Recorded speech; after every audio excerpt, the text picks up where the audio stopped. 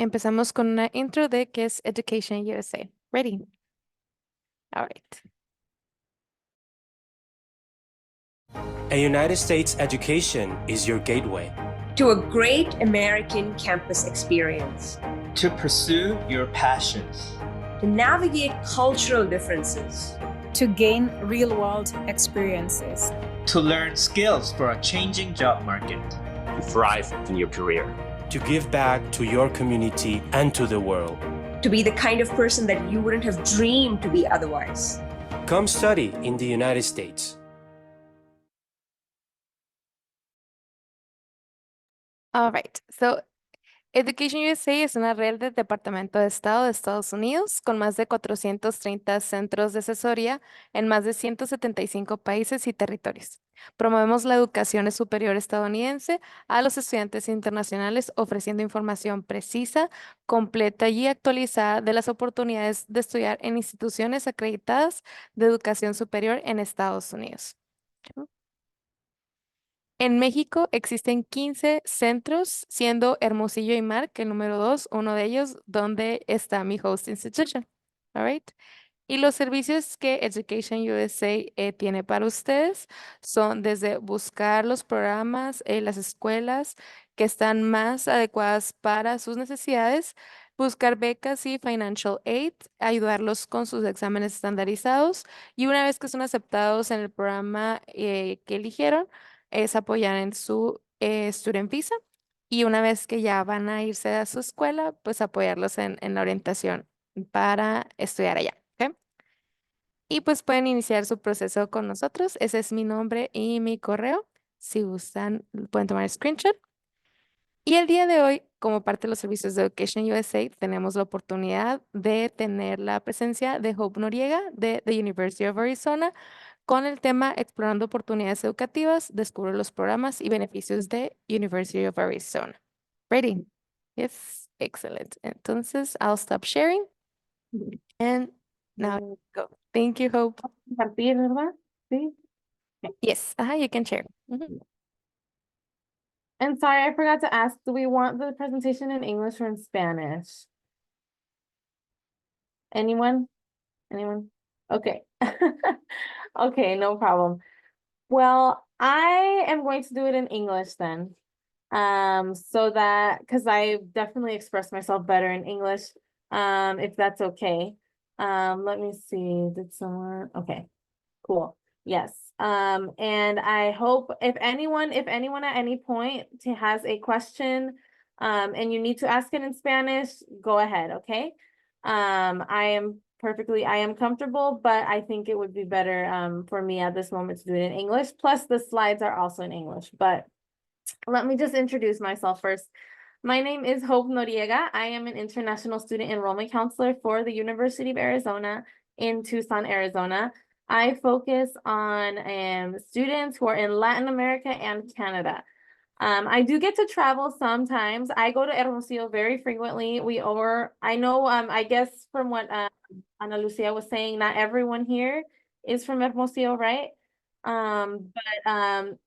But regardless, that's great. I do like to travel around. I do travel around Mexico to recruit, and I have meetings around there. So stay in touch. And if you want, and maybe I'll be in an area near you soon, so we can definitely have an in-person meeting if that's something you prefer. I do also offer virtual meetings as well, if you want something like that at any point. But yes, I do get to work a lot with Ana Lucia in Education USA based in the Secretaría de Educación y Cultura de Hermosillo. And I love Education USA Mexico. If you guys have not worked a lot with them, I would encourage you to stay working with them. They have a lot of resources when it comes to maybe standardized tests, which we'll go to in a moment, English proficiency, which we'll also mention in a moment. So I highly recommend. But without wasting any more time, let me go ahead and get started. So I just realized this is not ready. 1 second. Okay. So everything looks good, right? Okay, perfect.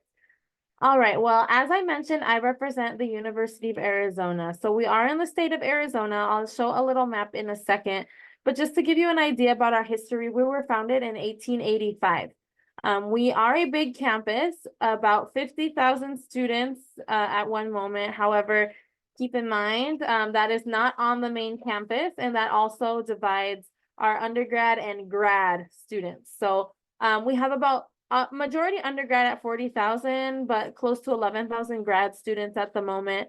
And that student population, though, also does not only include main campus, it includes our online campuses and our micro campuses around the world. Yes, we do have some partnerships with other universities around the world where you're able to get a dual degree. So you'd be graduating with a degree from that university and University of Arizona.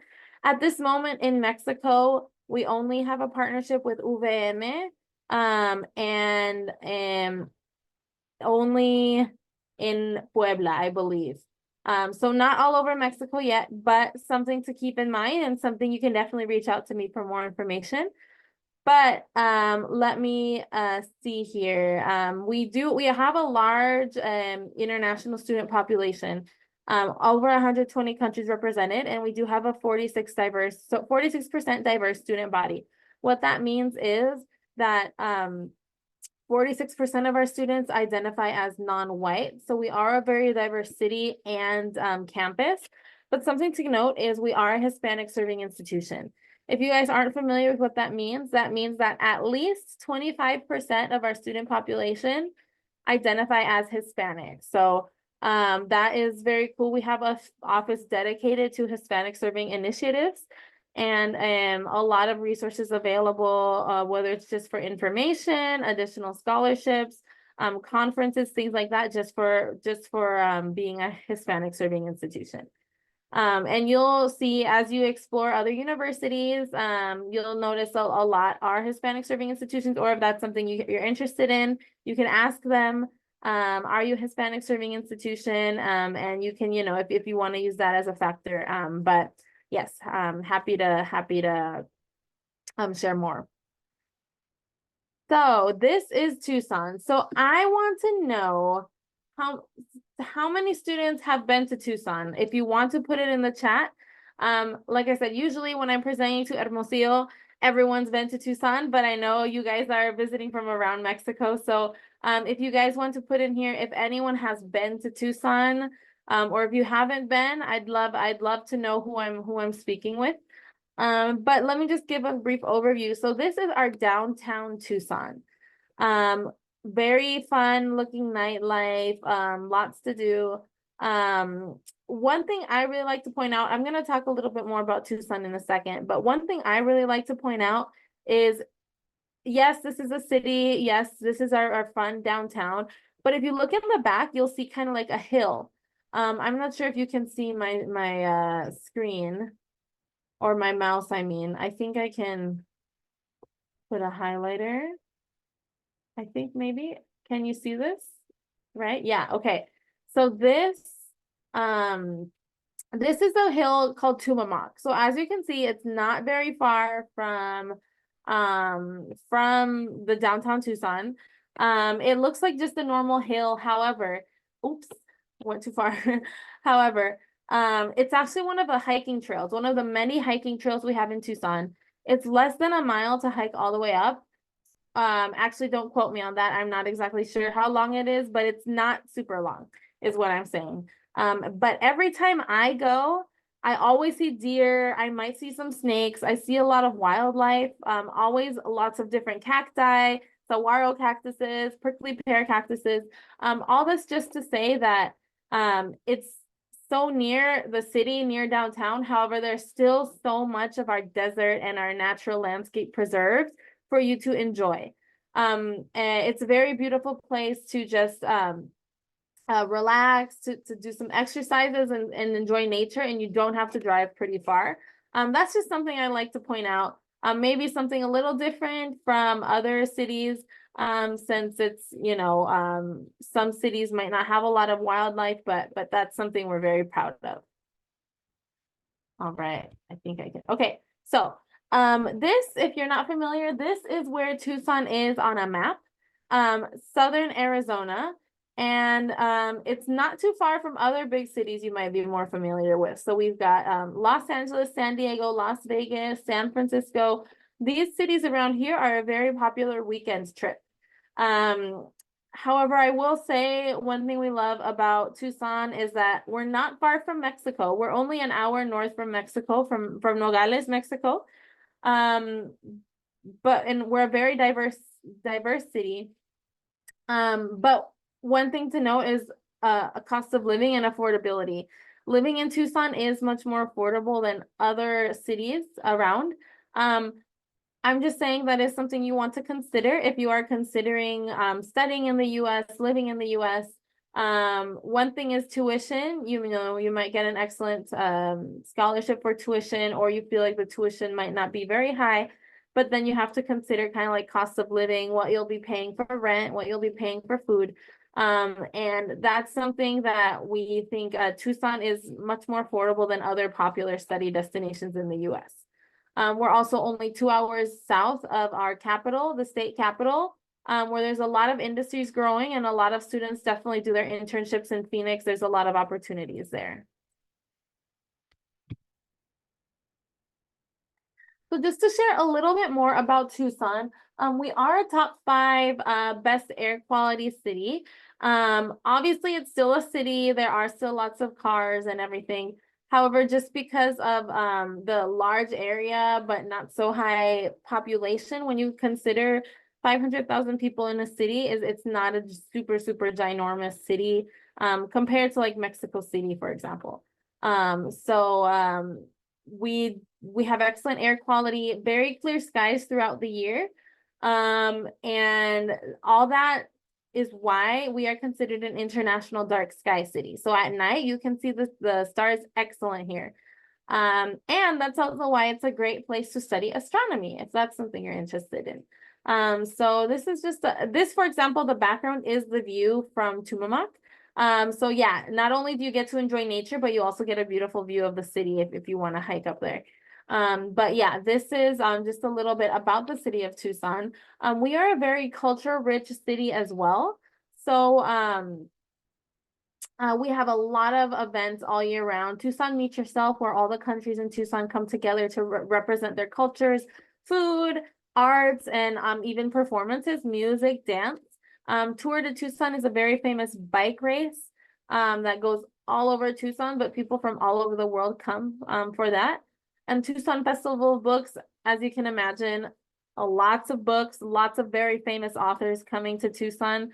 And that actually takes place on campus. So that's pretty cool. It's a Tucson festival, but it does happen on the University of Arizona campus. And yeah, I mean, we are a UNESCO City of Gastronomy. We just have excellent food, particularly excellent Mexican food. I will say you won't miss out on that too much. But yeah, there's just a lot of different cultures, and we have a lot of food from all over the world as well. And it's just a great place to visit.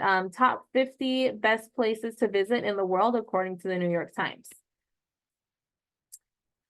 All right, so this is our campus. It's not the best picture, you can't see too much, but I will say we do have a 1.5 square kilometer campus. So it's a big campus, you know, so it can accommodate all those students that I mentioned before are actually studying on campus. But it is a very beautiful campus and very well maintained.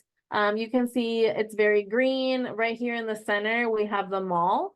That's what it's called, the mall. You can see it's just full of grass, a great place to hang out. Great place to hang out. Lots of palm trees, just lots of great place to relax. And then of course we have some of our older antique buildings made of red brick.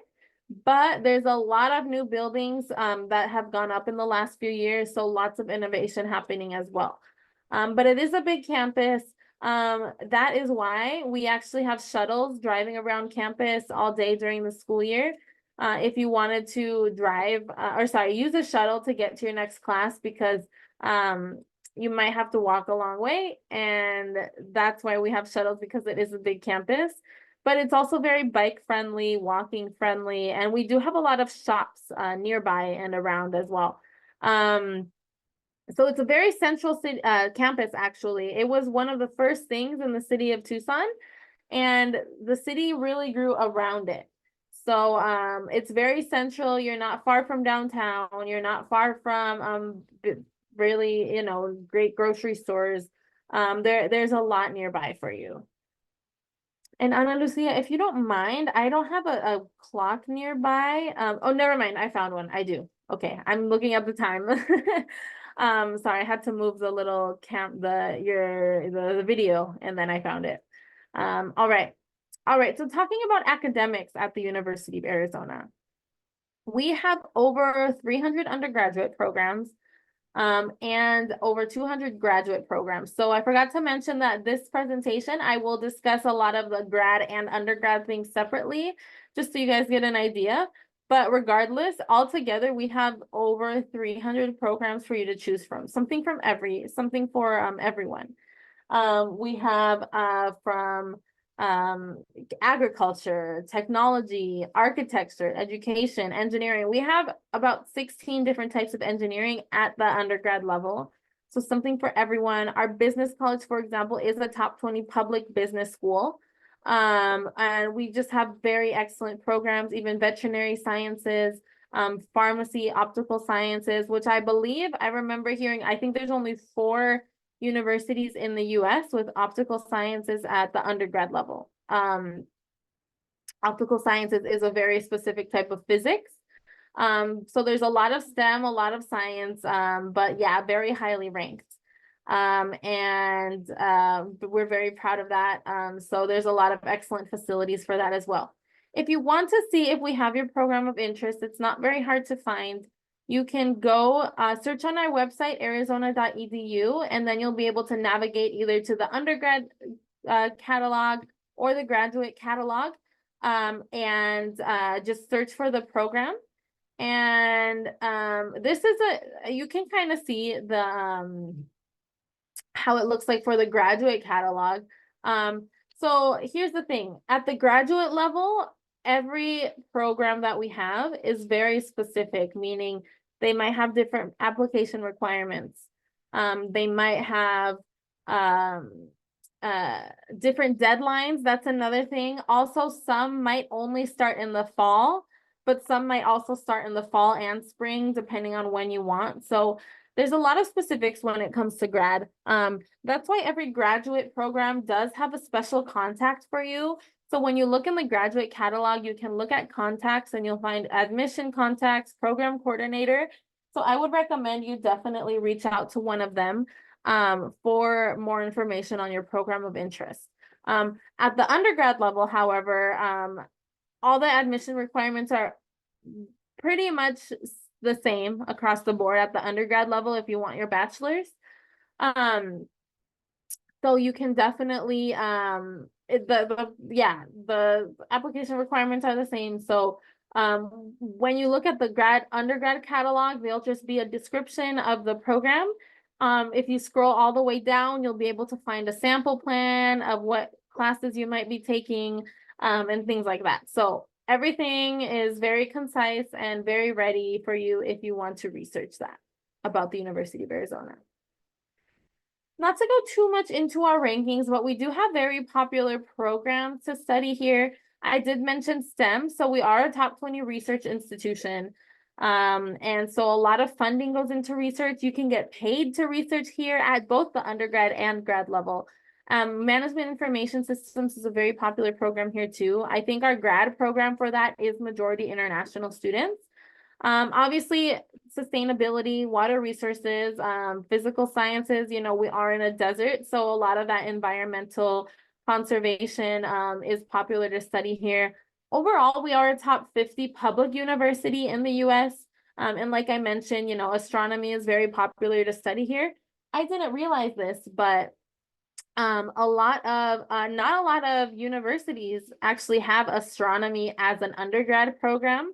A lot have physics, and they are very, very, very similar. Us, for example, we have astronomy and physics, but astronomy alone, not many universities have that. So we do have that, and we are a number 5 program.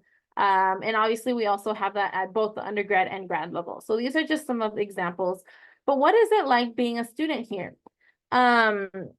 basically, here are some of the resources that are available to all students, undergrad and grad.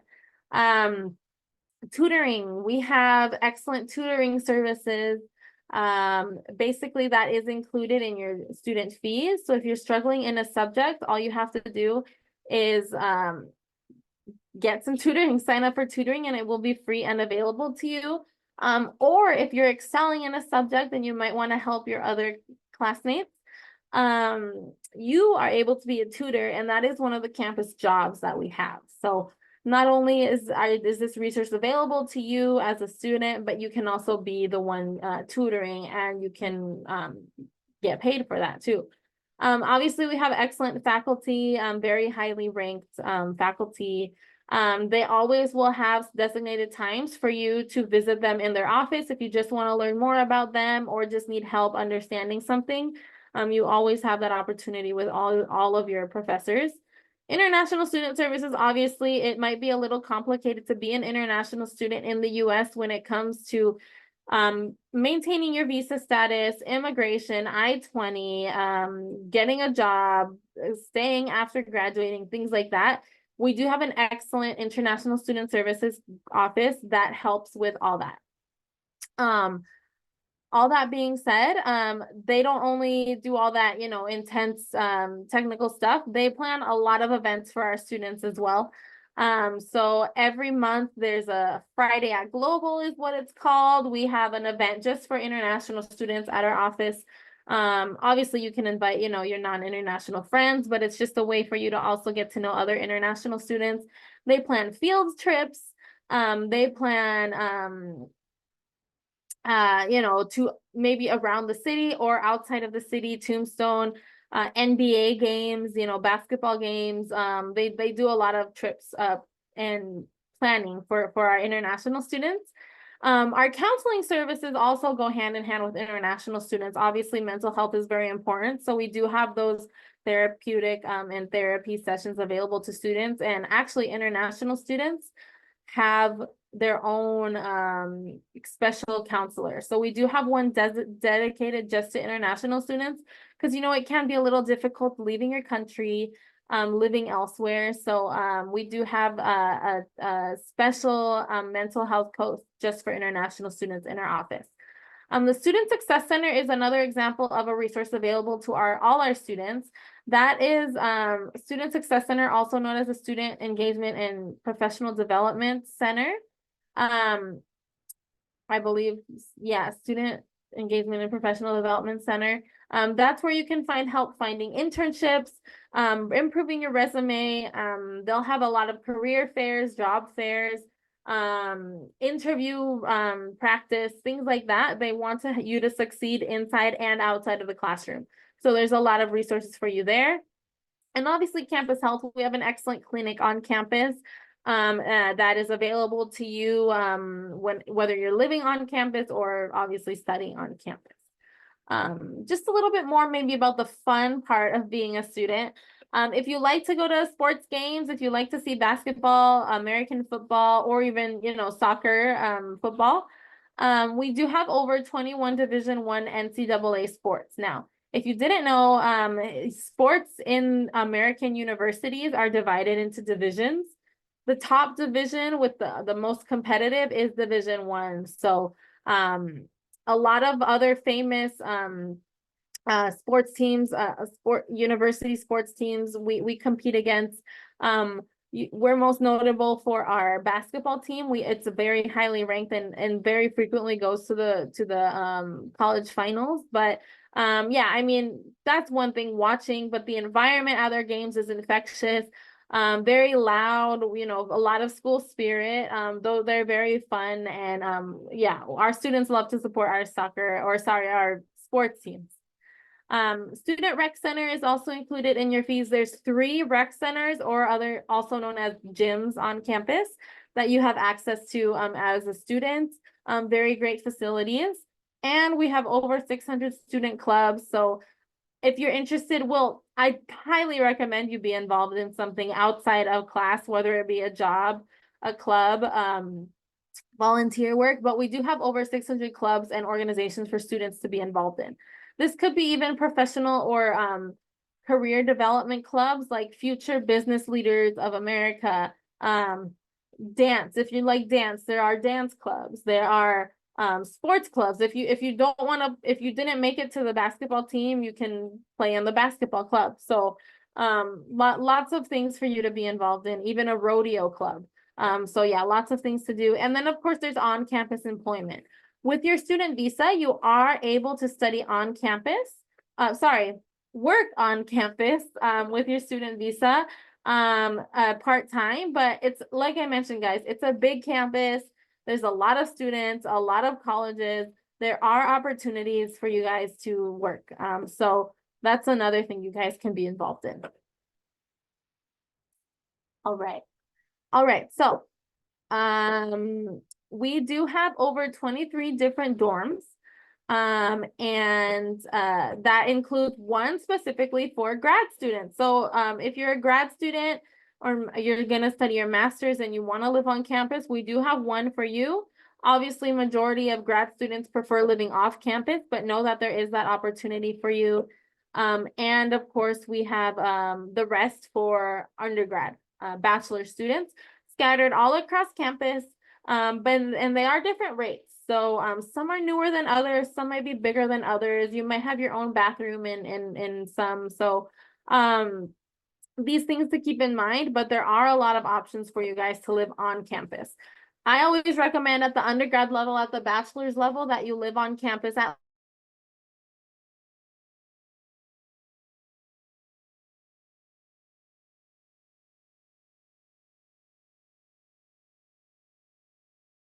least your first year. Something by water, all that is included in rent payments when you live on campus. So something to keep in mind. However, obviously we're a city, we do have a lot of off-campus housing options, and we actually have a website for those who want to live off campus. Whether you want to search for properties that are nearby, leasing resources if you want to know how it is to rent in the US. And there's even a roommate search. So this is really cool for anyone wanting to live off campus, but not knowing who you can live with or where you can live. There is a designated roommate search for students like you who want to try to search for a roommate and maybe save a little money there. I will say also there are reliable Facebook pages also that you can for you to help you search for a roommate. All right, give me one moment, please.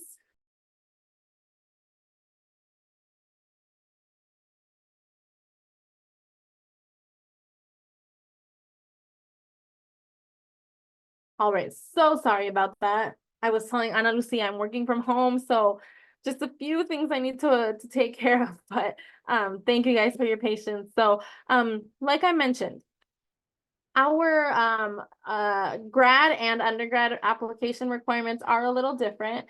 These ones I have on the screen are from are for undergrad, so bachelor's degree students. If you are still in high school and you want to apply to the University of Arizona, or you want to transfer from one university to another, these are pretty much all the same requirements. Something to keep in mind is, like I mentioned briefly, we do have 2 different semesters you can start. Spring semesters always start in January, and fall semesters always start in August. They all have different deadlines, so sorry, it's not super updated, but just change the year. So like fall 2025, if you want to start in next year, August, then your deadline will be May 1st, 2025. It's the same for every year. If you want to start this spring 2025, the deadline is going to be November 1st of this year. So pretty easy to straightforward, but the main thing we need, you guys, is your application done. It's a really easy application. You can probably do it in 15 minutes. But the really important thing is your academic transcript. So this is going to be everything, every class you took the last 3 completed years. So if you're currently going to enter your senior year of high school, then it would be whatever is equivalent to grade 9 to 11 in the US, or in Arizona at least. So that would be basically tercero de secundaria y primero segundo de prepa in Mexico. If you already graduated high school, then it would be all of high school, right? anything that's 3 years. And we need to see every class you took and the grade you received for all those years. And then our evaluation team is going to evaluate your GPA and give you and then admit you based on that.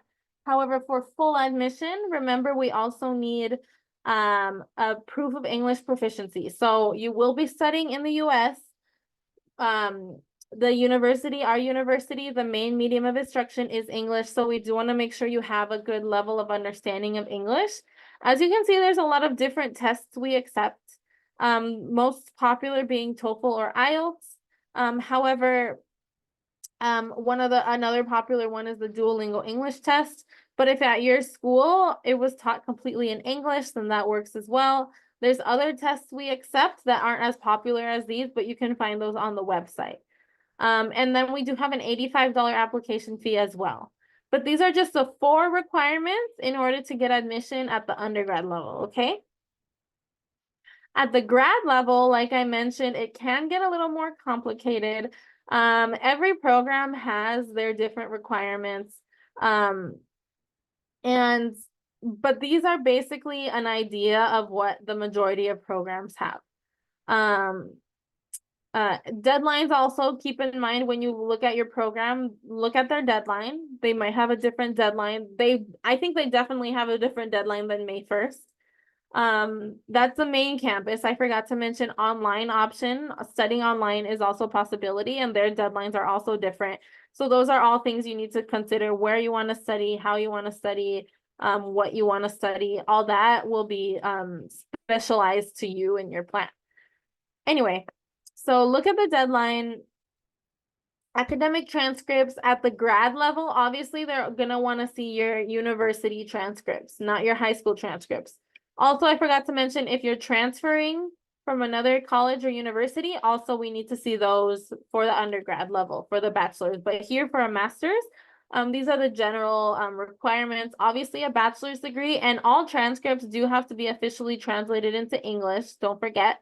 But every program will require a personal statement. This is just like an essay and description of why you want to study at the University of Arizona, why you want to study this program specifically, how the university will benefit from you and having you as a student, things you want to do in the future, your goals. That's all things they're going to want to see. But you do also want to submit a resume. So remember, that's going to have your academic history and any work experience. Definitely volunteer experience, unpaid extracurricular experience. Of course, maybe notable classes you took, notable courses you took in college that might be impressive or might be beneficial for the specific major you're applying for. All that should be on a resume. Letters of recommendation. These are definitely a requirement at the grad master's level. And I would recommend definitely getting a recommender from either an old boss or professor, however, in the field that you're applying for. Let's say you're applying for, engineering, an engineering master's, mechanical engineering master's. Get a letter of recommendation from a previous professor that you had in college, or in your undergrad, who maybe taught you mechanical engineering or similar. Maybe you also had an internship at a firm during your time studying at the undergrad level, and this firm is very popular in the mechanical engineering world. Definitely get the recommendation letter from them. Obviously, those are very specific examples. You just want to make sure your recommender knows you well, can speak very well about your work ethic, and has something to say about you, something positive to say about you, related to the field in the major that you're applying for, right? One thing about letters of recommendation is, yes, ask your recommender ahead of time if they can write you a letter. However, they can't send it to you for you to upload to your application. They're actually going to be receiving a link in their email for them to upload their letter, so that you will never see it, for example, okay? So that you never see it, and it'll just go straight to your application. But yeah, they will get an email from the University of Arizona for them to send their letter to. Standardized tests also, some programs require these, some don't. They used to be very standard, but now after COVID, things are very different. But definitely something to ask your program contact, your admission contacts of the program you're applying for. And I know Education USA, if it is something you want to do or need to do, Education USA has resources for you to study for it and to take it. So obviously too, English proficiency, if your university at the bachelor's level was not in English, you do have to also take a test. Now at the grad level, the scores you need are a little higher. So here's some examples. Obviously you can see from the previous slide, like in IELTS, we only needed 6.0 for undergrad. At the grad level, they do need to be a little higher. So these are things to keep in mind. We also need scores to be from the last 2 years. If you took one in high school, and now you graduated your bachelor's already, that was most likely more than 2 years ago, so you would have to retake it. Something to mention is we do have a special language English school on our campus called Center for English as a Second Language. This is an opportunity for students to study intensive English programs, or there's even an option for you to not take a test and only take classes, and then you can get fully admitted to study at the University of Arizona.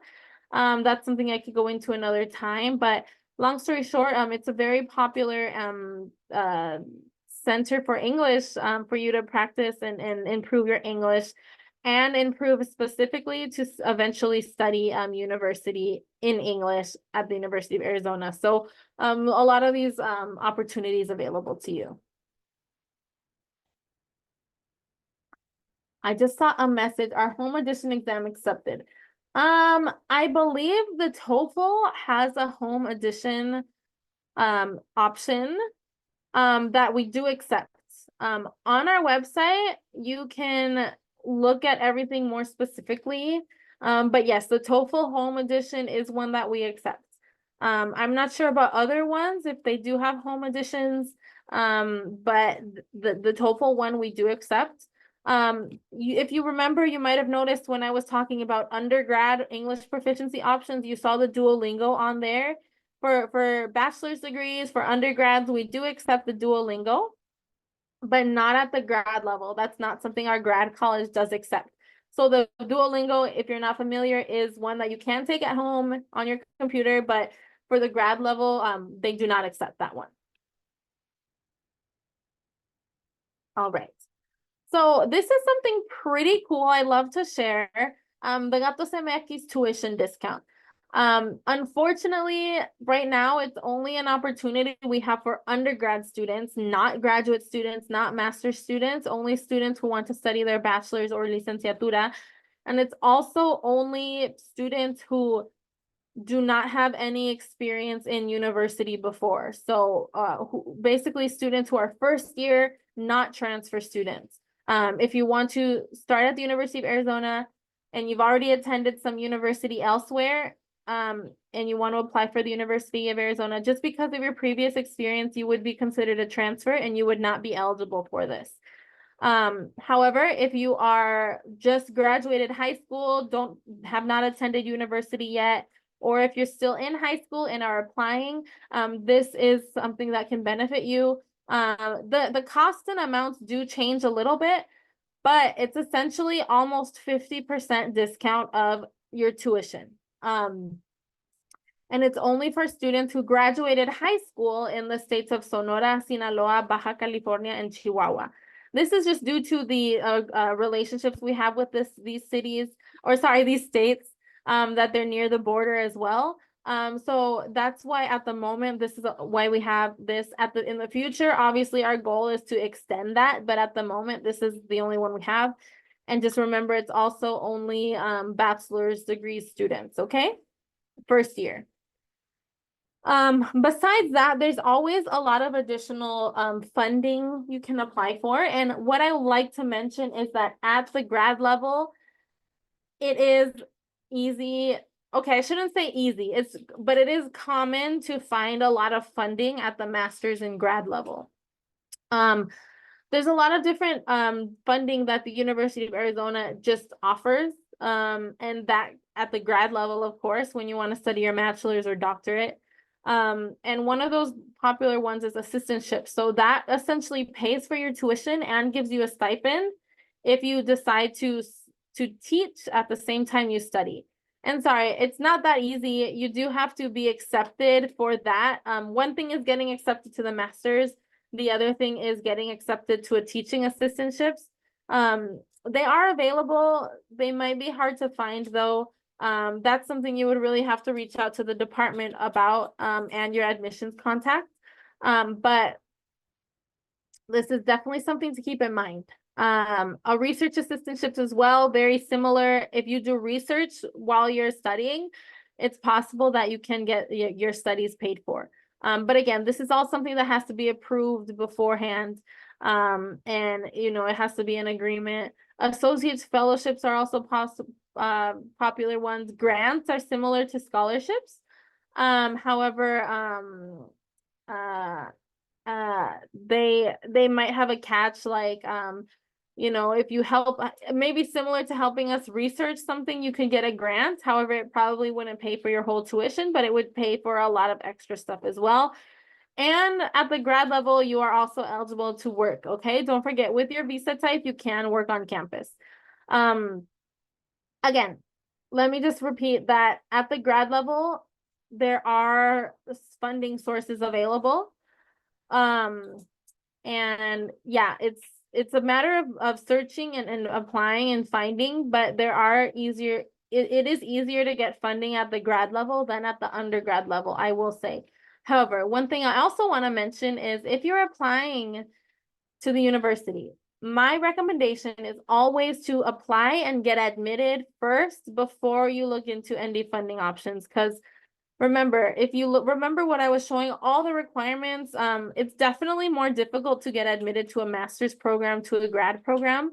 So, and if you start applying to scholarships or reaching out for assistantships in teaching, but you're not even admitted yet, they won't even take that serious. They want to see you admitted first. And that's honestly the hard part, is getting admitted. Our grad programs are quite selective. So that's something you want to do. Externally, however, we do have some funding sources. For example, your EducationUSA Center, not necessarily, they don't offer scholarships. However, they can connect you with maybe other resources that do offer scholarships, or they'll be familiar with scholarships you can apply for. Scholarship Universe is an internal database we have for students who are admitted to University of Arizona, where you can apply for more scholarships. Reach out to your government. I know the government of Mexico does offer different types of funding for studying masters. And then of course there's a lot of external places you can search for more scholarships. So I don't want to sleep on the loan option. I know it's not very attractive. However, it is a very common way that people do end up funding themselves. So that's something you need to consider, right? Here are, just some more funding options, but these also, of course, can work for undergrad and grad students. All right. Well, everyone, thank you for your attention. That is all I have. I'm going to leave you with this page. I do have my email right here, hnoriega@arizona.edu. Feel free to send me an email. This phone number is actually my WhatsApp number. I am on WhatsApp if you want to send me any messages on WhatsApp. Also, I encourage you to follow our Instagram. We put a lot of videos about current students, former students, what they're doing, what life is like on campus. If that's something you're interested, I would encourage you to reach out, definitely, and to follow us. So that's all I have for you. Does anyone have any questions? You can write it in the chat or unmute yourself, please. I'm gonna also mute myself for just a second, but I'll be listening if anyone has a question.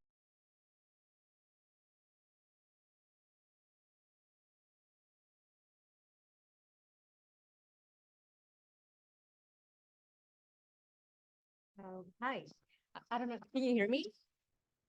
Yes. Yeah, Okay. you. Yeah. Okay. I have a question about the personal statement. Like, how long should it be? That's a great question. So, grad or undergrad? For grad. Grad. Okay.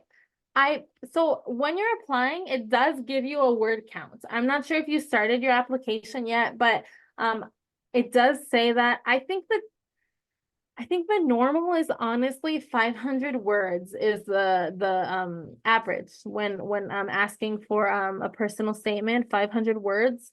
But definitely the application will be more specific. Some have room for a longer one, some don't have room that much room for a personal statement. But the average is around 500 words. So you can say a lot in 500 words. But of course, if it's less than that, then it might be a little more difficult to express everything, but you just have to be smart about it. But yeah, the average is 500 words. I don't have the exact, but I'm pretty sure 500 is a good number. I can try to see if there's more information on that too. Oh, okay. And is there any like also limit about the CV or the resume, like pages recommended, or just experience that we have? Oh, No okay. limit. Yeah, no limit. They just want, as much as you can. My recommendation, I did say as much as you can, but you don't want to make it too long. I would Mhm, 2 pages is enough. mhm. Um, anything more than that, it's a lot for the reviewers to look through. Um, they might not even have that much interest to look through so much. So if 2 pages I think is good. If you need to take things out, like maybe something you were involved in high school, you don't have to include, if that's making your resume a little longer. But I think two pages from an admission standpoint, I think is good. Okay. Mhm. And for example, if I want to apply for an assistantship, is there any deadline? That's a great question. So unfortunately, it's also very specific. It depends on the program. What I do want to say though is you can get an assistantship in a department that's not necessarily the department you're applying for. So just for example, let's say you are, and this is just an example, an idea. I don't know if this has happened before, but you could be applying for an assistantship, or sorry, you couldn't be applying for a master's in psychology, for example. Mhm. Excuse me. But you're a Spanish speaker, so you want to apply for an assistantship in the Spanish department and be a GA, TA, while, maybe teach some Spanish classes while you are studying psychology. So things like that, I'm saying, when you look for assistantships, you can definitely look outside your department for that. Oh, okay. Okay. And I think I had another question, but I forgot. Oh, send me an Um, email if you have more questions, for sure. okay. Oh, yeah, the GRE, for example, if the program that I want to apply requires the GRE, do you accept if there's a home edition? Do you also accept it or not? Or only the Well, physical? that is a question to ask your grad contacts that Okay. you can find on the grad catalog. But to be honest, I would assume we accept it. Okay. It's taking the GRE itself is, I know, very time consuming and very requires a lot of preparation. Mhm. I don't see why we wouldn't accept a home edition GRE.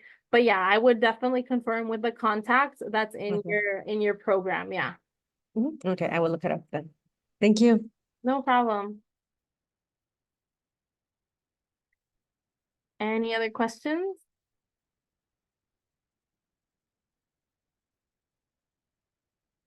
No, I don't think so either. All right. All right, everyone. Well, thank you so much for your attention. Again, my name is Hope Noriega. If you guys ever find yourself in Tucson and want an in-person meeting, send me an email. If you want to stay in touch, let me know. And then when I'm near you, I could schedule in-person meetings as well. But other than that, thank you guys so much. Again, here's my email. Send me a message on WhatsApp if that's easier for you. But yeah, I'll let Ana Lucia close us out. Thank you for your time, Hope, and I really appreciate all the information that you gave us today. Thank you. My pleasure. Bye, everyone.